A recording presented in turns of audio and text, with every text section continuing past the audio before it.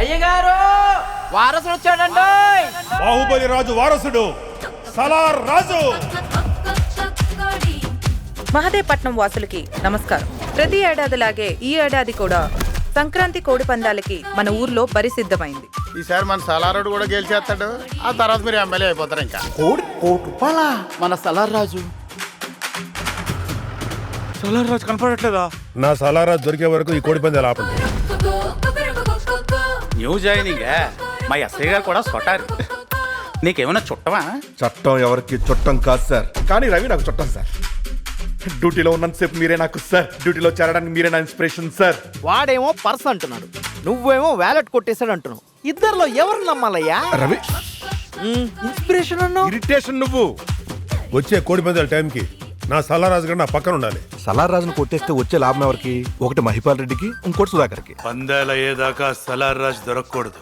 నా పుంజుని గెలిపించుకుందామని చెప్పేసి గజపతి రాజు కోడిని నేను కొట్టేశానంటావా?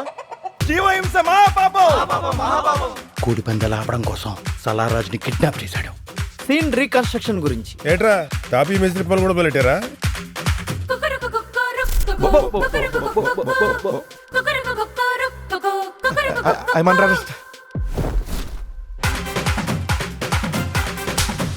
నా సలార్ రాజుని ఎతకమంటే ఒక ఇద్దరు తలకు మాసిన ఎదవలు నా కంట కట్టావు. ఏదైనా సీక్రెట్ ఇన్వెస్టిగేషన్ స్టార్ట్ చేశారా? అందరూ రక్తం కక్కుంటారు, ఊరంతా రక్తం కక్కుంటారు. పొద్దున్నే నా పొలంలో ముగ్గురు వచ్చి చేతబడి చేస్తారండి. ఈ ఊరు కోసం ఏం చేశారు? రే మనం ఊరికి మంచి చేద్దాం అనుకున్నావురా. మా నాన్న నా హీరో, రేపు అందరికీ హీరో. వచ్చి మన సలార్ రాజు ఒకడే మిగిలాడు. తొందరగా ఎదిగి పట్టరండి.